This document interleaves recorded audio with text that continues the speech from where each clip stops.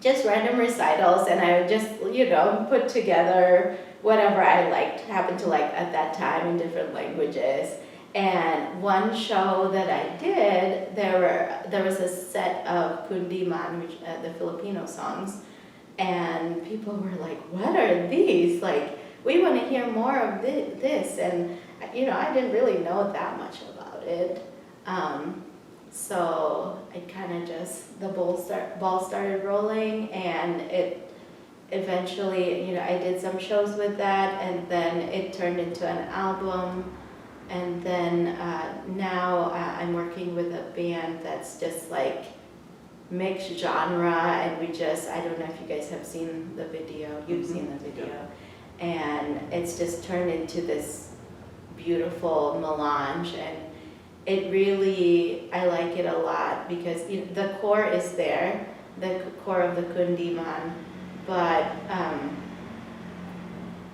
it kind of highlights the experience of how you take little bits of pieces from people that you meet, and then you just create something new, and I really appreciate that.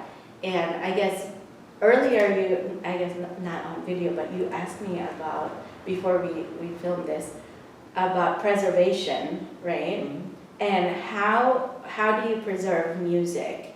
So I did the album, it's called Malaya, and it's just it's a kundiman and just voice and piano.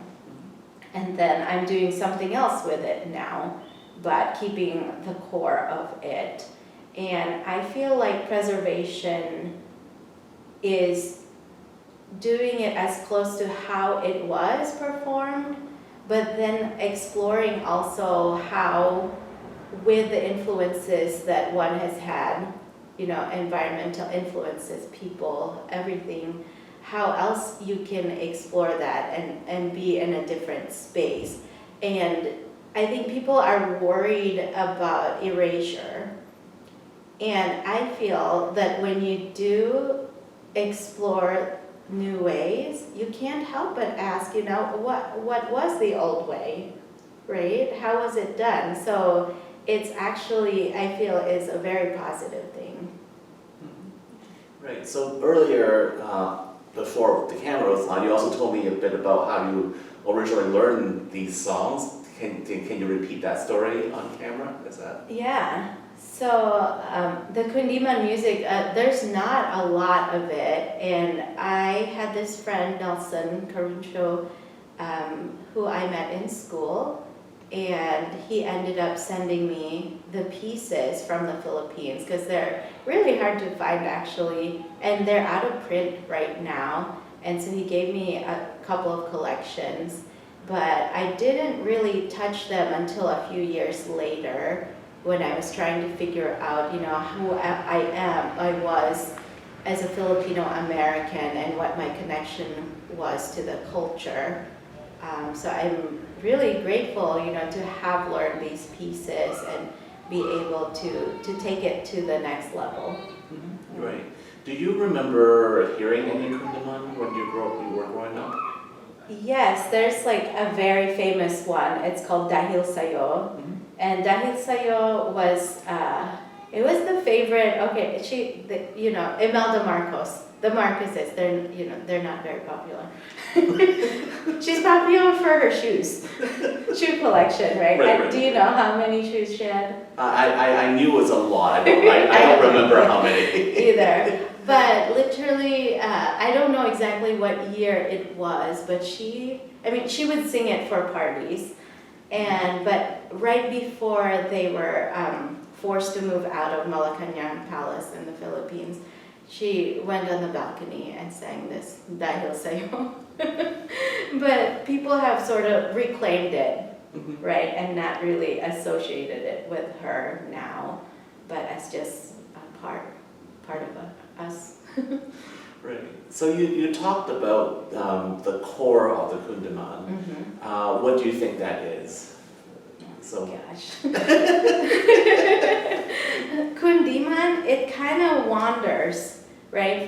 It's like major to minor, and but also like the way the melodies move, it's uncertain.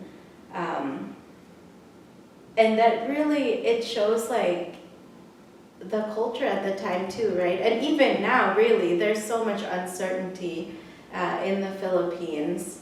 So these were composed like late 1800s, early 1900s, and it's still so, like, you can still feel the impact of it, I think, because it's the same.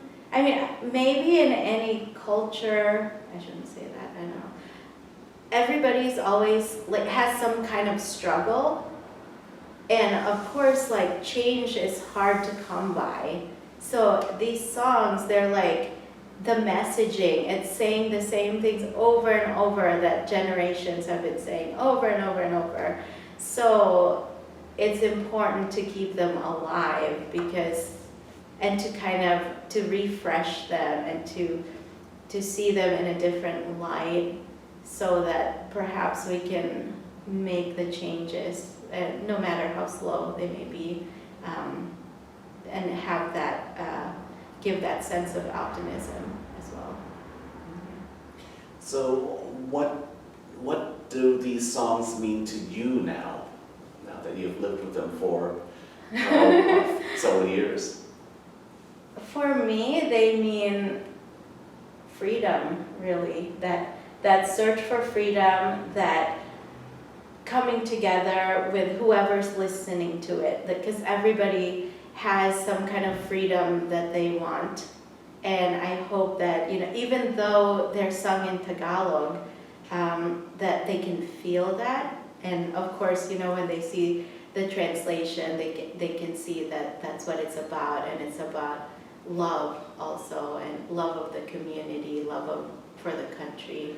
They are patriotic, but they're also, they sound like love songs, like between couples also sometimes, and then also friendship, and I don't know, they're beautiful. The melodies are beautiful. Even, like I said, they're uncertain, but also to me now, having gone through the past year, there is, has this feeling. I was at a party last night and we were all talking about this past year, and the word that I kept saying was like wobbly.